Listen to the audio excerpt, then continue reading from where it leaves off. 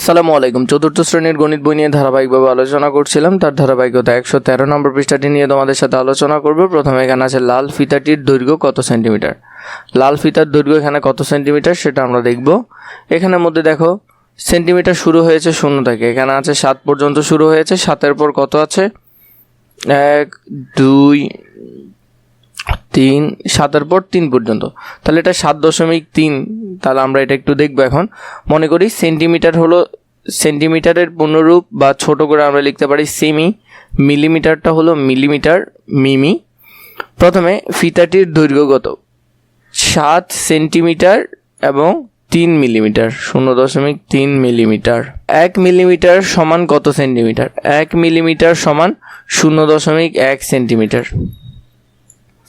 অনেকটা এরকম 1 মিলিমিটার সমান 10/1 ভাগ বা 0.1 সেন্টিমিটার। 4 মিলিমিটারকে সেন্টিমিটারে কিভাবে লেখা যায়?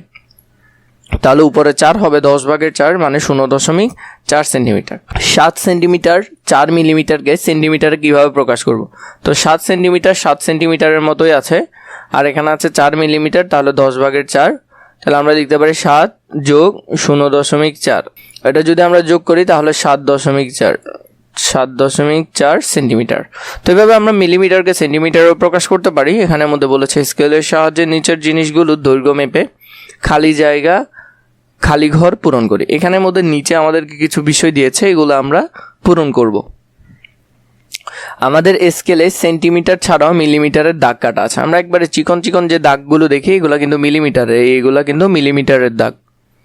আমরা সহজেই যোগ করে হিসাব করতে পারি। আমরা সহজে কি করতে পারি? যোগ করে হিসাবগুলো করতে পারি। আমার জিনিস দৈর্ঘ্য মেপে পাই এবং দশমিক ভগ্নাংশ সেটা কত সেটা লিখবো। আমরা ধরে নিলাম পেন্সিল 14 সেন্টিমিটার এবং 3 মিলিমিটার, তাহলে 0.3 মিলিমিটার। তো এটাকে যদি আমরা পুরোপুরি লিখি তাহলে 14.3 সেন্টিমিটার। মিলিমিটারকে আমরা কিসে নিয়ে গেলাম? সেন্টিমিটার নিয়ে গেলাম। এবার দেখো কলম যদি আমরা লিখি 13 সেন্টিমিটার 9 মিলিমিটার ধরলাম। এগুলো আমরা ধরতেছি নিজের ইচ্ছা মতো বা কলমের আনুমানিক হিসাব করে কত হতে পারে সেটা আমরা ধরলাম। তাহলে 13.9।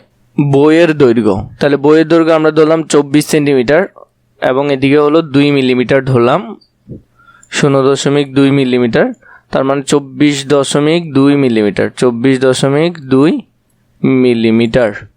এরপরে পানির বোতল আমরা ধরতে পারি 19 সেন্টিমিটার আর এদিকে ধরলাম 5 মিলিমিটার, 0.5।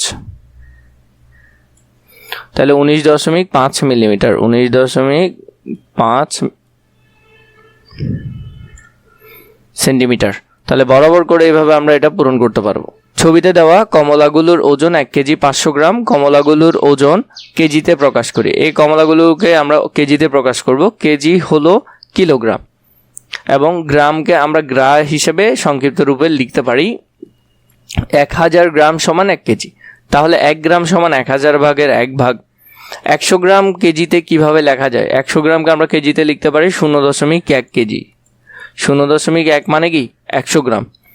500 গ্রামকে কেজিতে কিভাবে লিখতে পারি? 0.5 মানে 500 গ্রাম, 0.5। 3 নাম্বার, 1 কেজি 500 গ্রামকে কেজিতে কিভাবে লিখতে পারি? 1 কেজি 500 গ্রামকে কিভাবে আমরা লিখতে পারি সেটা আমরা লিখলাম 1.5। দৈনন্দিন জীবনের অনেক ক্ষেত্রে আমরা দশমিক ব্যবহার করি, যেমন 1 কেজি 200 গ্রাম চালকে আমরা 1.2 কেজি বলি। এরপর হলো 1.3 সংখ্যাটিকে সংখ্যা রেখায় বসায়। 1.3কে 1 এখানে 0.3 হবে কোথায়? 1 2 3, তাহলে এখানে হবে 1.3। এই ঘরের মধ্যে হবে কি 1.3 এই ঘরে। একটি ছোট ঘর হলো 10/1 বা 0.1 এর সমান, তাই 1 এর পর ছোট 3টি ঘর গণনা করে সংখ্যাটি আমরা বসাই। আমরা সাধারণ ভগ্নাংশের মতো এভাবেই 1.3কে সংখ্যা রেখায় বসাতে পারি। তো এইভাবে করে আমরা এই অংশটাও পূরণ করতে পারবো।